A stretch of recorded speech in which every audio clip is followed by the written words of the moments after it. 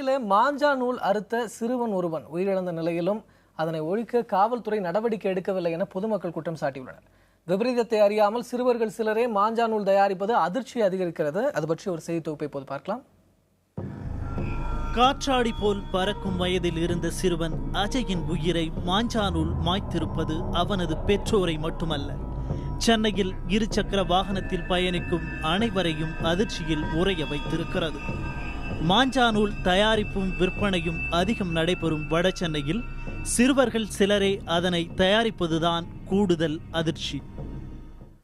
பாட்டிலோட நல்லா வச்சு போட்டு அது கொஞ்ச நேரம் விட்டு சட்டி நெருப்பில் காய வச்சுட்டு தண்ணி ஊற்றிட்டு மைதா மாவு போட்டு நல்லா கலக்கிட்டு அப்புறம் நல்லா காய வச்சிட்ட அப்புறம் கட்டியாயிட்ட அப்புறம் 2 வீ ஷேப்பில் குச்சி வச்சுன்னு அது குச்சின்னு விட்டா அது திக்காக இருக்கும் மாஞ்சா. அது பேர் தான் மாஞ்சா நூல்ன்றாங்க. மாஞ்சா நூலில் போட்டி போட்டு காற்றாடி விடுவது தண்டையார்பேட்டை, வண்ணாரப்பேட்டை, ஓட்டேரி, கொருக்குப்பேட்டை பகுதிகளில்தான் அதிகம் என்கிறது காவல்துறை. இதனை உறுதிப்படுத்துவது போல் மாஞ்சா நூலில் பட்டம் விடுவதை பெருமையாக சொல்கிறான் மற்றொரு சிறுவன். இப்போ எல்லாருமே காத்தாடி விடுவாங்க இந்த ஏரியாவில். அது எல்லாத்தையும் நம்ம வெட்டிட்டு நம்ம ஒரு ராஜா மாதிரி நிற்கிறது தான். அவள் தான் அதுக்கு தான் மாஞ்சா போடுறது, மற்றபடி வேறு எது வேணும். மற்றபடினா நம்ம கை அறக்காமல் இருக்கணும்னாக்கா அது பாட்டிலோடு கம்மி பண்ணுவாங்க. ஆனால் கை அறக்கிறாமல் இருந்தால் தான் மற்ற காத்தாடெலாம் வருமே, நூல்லாம் வரும். அதனால் நல்லா பாட்டிலோடு எல்லாம் போட்டு தான் இது பண்ணுவாங்க. சென்னையில் இதுவரை 7 பேரை மாஞ்சா நூல் இறுக்கி கொண்டிருக்கும் நிலையிலும் அதற்கு முற்றுப்புள்ளி வைக்கப்படவில்லை என்பது பலரது குற்றச்சாட்டு.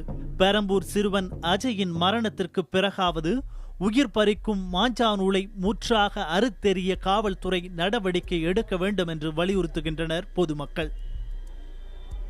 காத்தாடி எந்த காரணத்து கொண்டு யாருமே காத்தாடி விடக்கூடாது.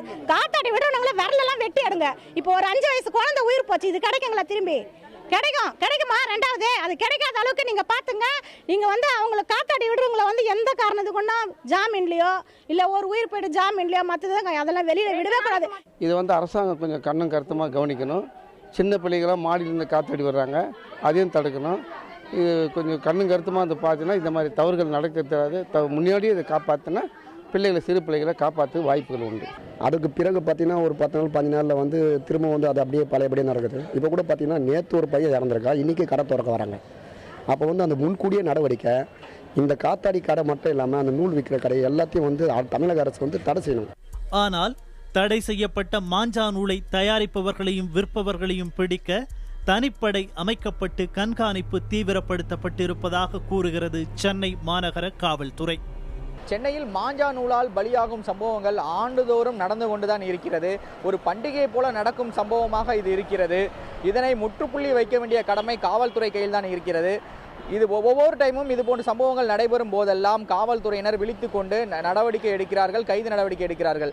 ஆனால் இந்த சம்பவத்தை பொறுத்தவரையில் 5 வயது சிறுவன் பலியாகி இருக்கிறார். இந்த சம்பவம் குறித்து காவல்துறையினர் வழக்கு பதிவு செய்து நடவடிக்கை எடுத்துக் கொண்டிருக்கிறார்கள். இனிமேல் இது போன்ற சம்பவங்கள் நடைபெறாமல் இருக்க தனியாக ஒரு தனிப்படை அமைத்து தீவிர நடவடிக்கை எடுக்கப்படும் என்று சென்னை மாநகர காவல்துறை தெரிவித்திருக்கிறது.